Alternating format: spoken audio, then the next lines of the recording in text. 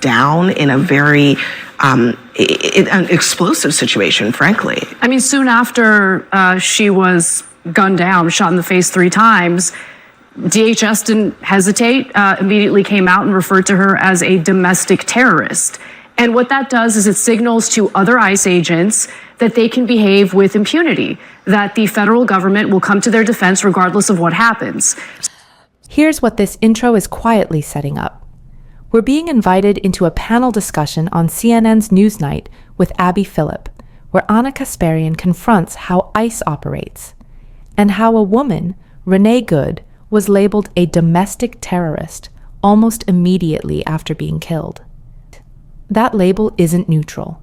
It shapes how the public is told to feel before the facts are even settled. Listen closely. This is The Tell. The show promises a good debate, but the real tension isn't TV drama. It's the contradiction between due process and preemptive narrative control. When the government defines the victim before an investigation defines the truth, accountability starts slipping. And this is where democracy meets denial.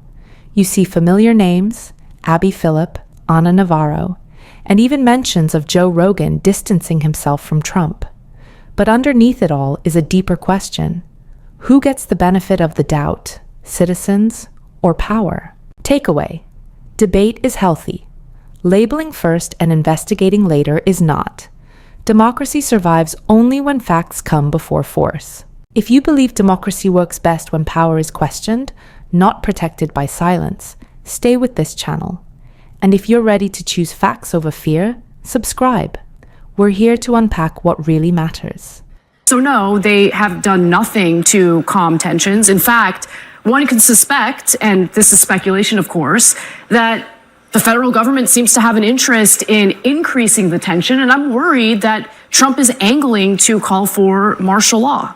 Who's asking folks to take to the streets right now in angry protest? We live in America. No, I know, but where you're saying protest that they're is not legal. doing anything. I'm not saying it's not legal. It clearly is. But you seem to have an idea, issue with it. No, I have an issue with people who are taking to the streets and creating the tension, and then you saying that Do you the have an federal issue government with isn't doing ICE anything agents to turn knocking down people to the ground simply because they're recording the operations that they're conducting? In cases, if that happens, I think that should be called out. But let's also stop pretending that the folks who aren't turning up aren't the ones who are engaging in not just legal protests, but they're turning violent. Their intent is to create an action from ICE agents so that they could film it, so they can post it online and have folks like you defend. I don't Minneapolis with 1,000 ICE agents who are just acting like absolute thugs. I think ICE agents are under attack and they deserve protection. Doesn't look like that from the videos. The reason people came out to protest is because I think there's a lot of outrage, anger, indignation at the extreme,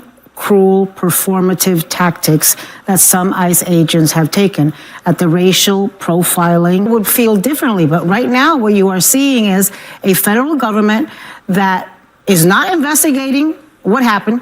They're trying to investigate the dead woman and her spouse. They're not cooperating with the yeah, but FBI protocols don't start with the criminal justice. Why are they not cooperating with the state? FBI's own Okay, but do you think it would be a much more credible investigation if they were cooperating with state and municipal law enforcement? If the investigation unit, the inspection unit, if they feel that there is a criminal referral to the Civil Rights Division, then they do it. That's what happens in every case.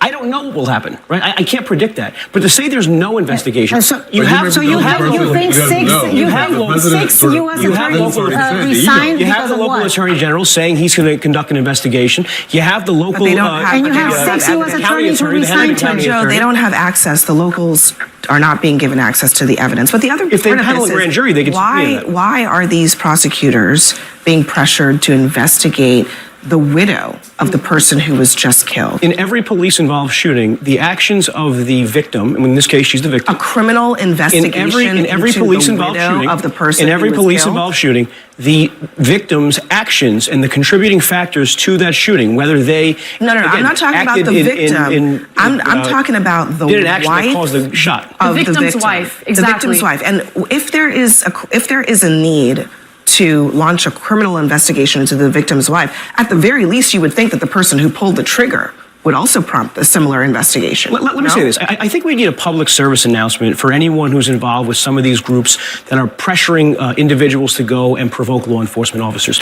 If someone's pressuring you to go out there and provoke law enforcement officers, we live in a third world country where they're doing now that to okay invoke to a reaction gun of you violence down. from No the officers investigation. so that they can, as you pointed out before, Jason, they can rant, rally, and rave about what just happened. But you might be the victim of violence, whether it's intentional, accidental, or not. Wait a second. You provoke officers. Let me break this down. So break it down. So what you are saying that if Americans decide to go into the streets and disobey law enforcement, they deserve to be brutalized by the police, that's your maybe word. shot by them. Is that what you're saying? That's what you're implying. Because I think That's what you're implying. there's a real Why don't you let me finish, But hold on, everyone? there's a real question on the table. You guys keep saying you're putting yourself in that situation. What kind of protest is okay with you?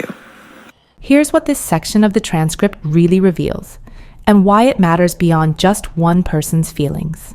The speaker shifts abruptly from praising the panelists, Abby Phillip, Ana Navarro, and Ana Kasparian, to dismissing the entire incident as pointless and belittling the widow of the woman killed by an ICE agent.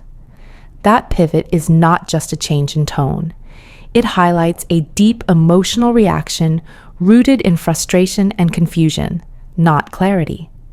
In a situation where a 37-year-old U.S. citizen, Renee Good, was fatally shot by a federal ICE agent, the focus should be on facts and accountability, not dismissive judgments about someone's behavior. Listen closely. This is the tell. The speaker's urge to judge the widow personally. That girl was annoying. You are not a man. Steps away from the real issues at stake. A civilian's death under federal force, conflicting official narratives, and calls for transparent investigation.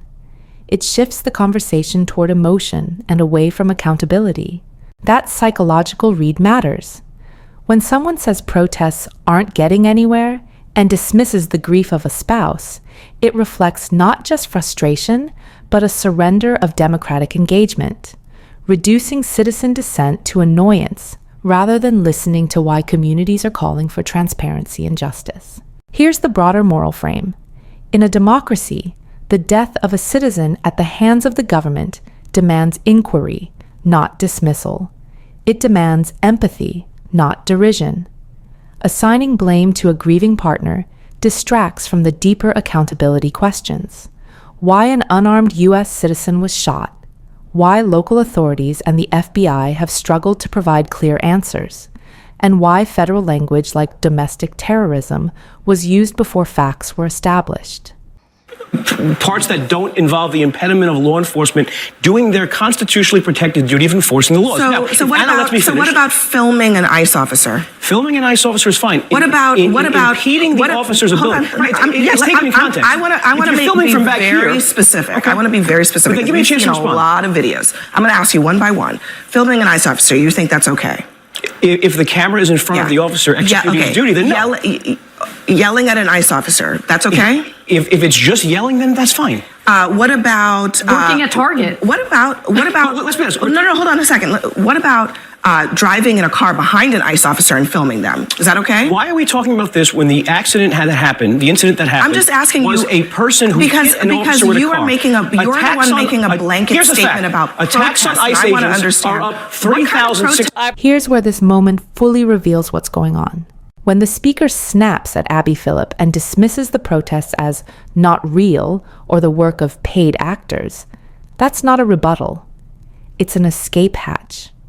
It's easier to question the legitimacy of protesters than to engage with why people are confronting federal power in the first place. And telling Abby Phillip to chill out isn't an argument. It's irritation masquerading as confidence. Listen closely. This is the tell. The speaker insists ICE should be allowed to do their job, yet in the same breath admits there's no clear, verified evidence of that job being done. Claims of 3,000 arrests in Minneapolis, but no official reporting, no documented footage, no transparent accounting. That contradiction matters. Authority without proof is not credibility. It's just assertion. And this is where democracy meets denial. Abby Phillip, Ana Kasparian and Ana Navarro are pressing on standards. What's allowed, what's documented, what's accountable. The response is to reframe the issue as a noisy left-right culture war. But this isn't ideology versus ideology. It's citizens versus opacity, questions versus power. Here's the deeper psychological read.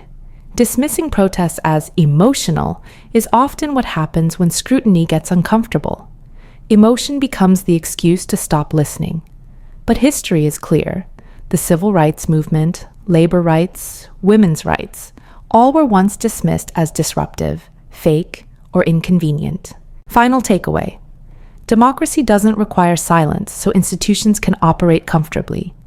It requires transparency so trust can exist at all. When people, and journalists like Abby Phillip, ask for evidence, limits, and accountability, that's not disorder. That's democracy doing exactly what it's supposed to do.